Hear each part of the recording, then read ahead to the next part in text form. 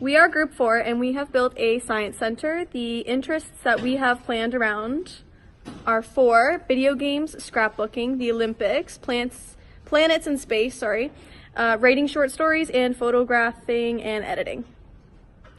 So this is how we incorporate the video game in our interest center regarding the space and planets. So basically this website here, it's from spaceplace.nasa.gov. It is an official website from the NASA government to help children actually learn more about the space. So there's different topics regarding Earth, the sun, the solar system, and children can scroll through them. They can either learn, they can play, they can make crafts about it. There are videos, there are things that they can watch, and it's very interesting. So we have our science experiment right over here. So basically children can have the opportunity to learn about inventions regarding science, how things work.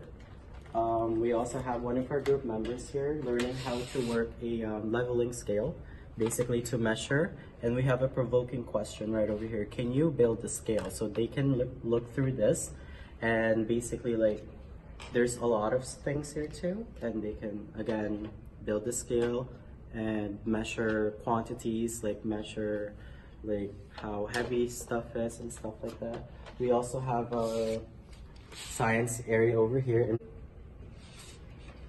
Here we have a microscope and some slides. These slides have samples of different microscopic organisms, and children can use these slides and see these samples by the use of this microscope, and they can adjust it here like this, and they can see from here, and they can also differentiate these different slides.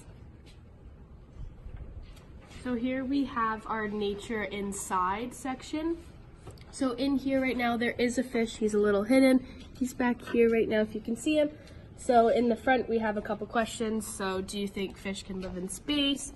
And the children can answer those questions and think about it. And we've got little magnifying glasses that they can, oh, he's actually right there, that they can look closer for him and try to find him.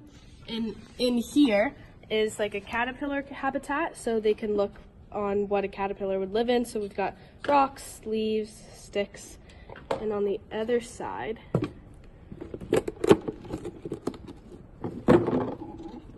it is actually a butterfly habitat. So they can, again, look at what a butterfly would live in.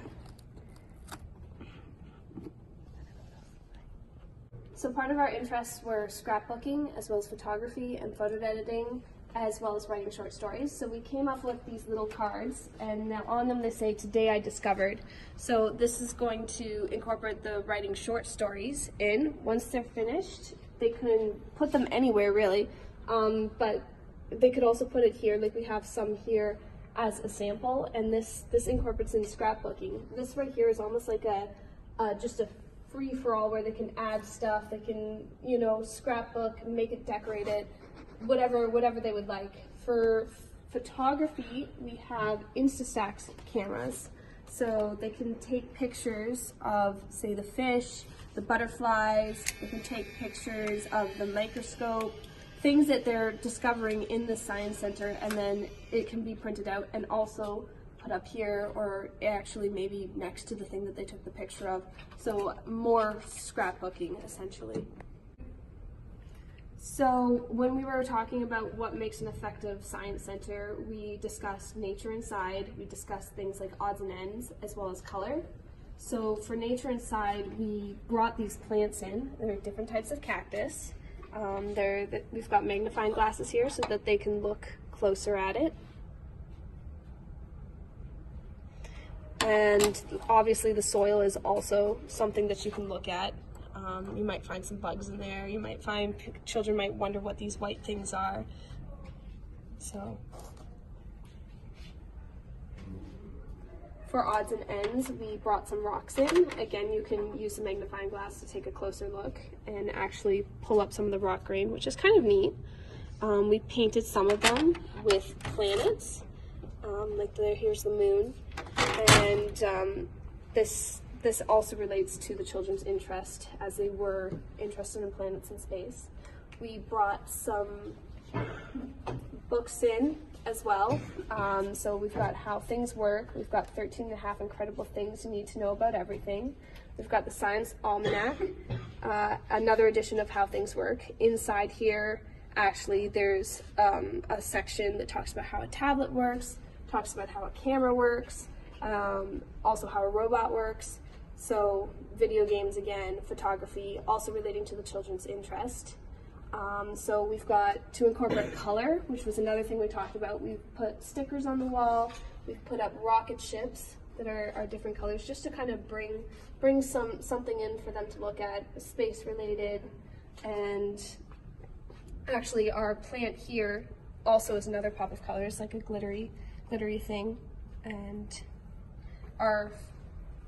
right here we have a little solar system. So we've got the Sun, Mercury, Venus, Earth, Mars, Jupiter, Saturn, Uranus, Neptune, Pluto, and then in parentheses, Planet 9, with a little note that says smallest. And for nature inside, in addition, we've already seen the fish, but we did bring that in as well, and that also contributes as part of our nature inside, along with the cacti plants. Next, we actually have an experiment right here, and Kelsey will describe that. So this experiment is you just take some pipe cleaners and you put them into circles and to make the Olympic rings, and then you would take borax, put it in the water, and basically what it'll do is over time, it may take a few hours, could take as long as you want to keep it in there, and then the rings will actually crystallize. So that's our science experiment for Olympics. Welcome to our activity. It's called Spacewalk. It's a game where you could have two teams. You need at least two teams, sorry. You need 1 to 3 players per team. Can I get 4 players? Okay, first, the red team will roll the dice. The person rolling the dice will count and then tell their teammate how many spaces to move. 4.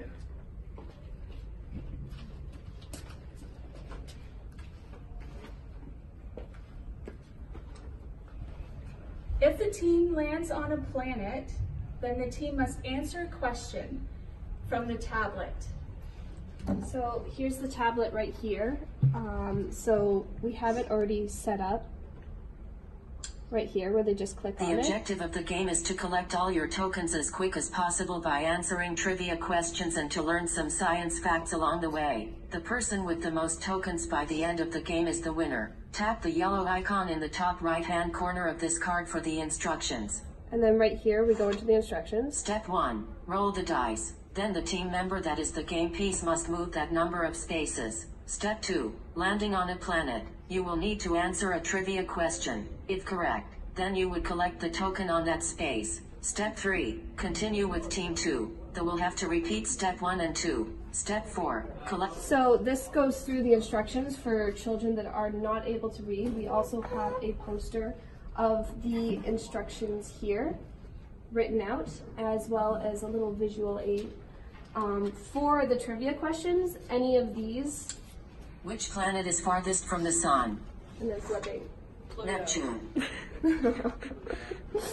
So, these are the trivia cards that would be incorporated with the game. This is the soft area of the classroom, or the cozy corner, where you can cuddle up with a buddy, a stuffed animal, and just read a story. We have a bear, a penguin, and a cat.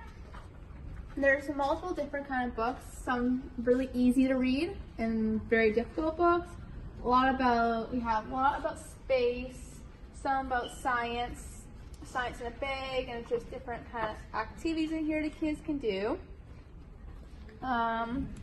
We have some about movies like Star Wars, where they can read about just the movie and all about it. And we have a comfy seat so they can sit down, relax, and not worry.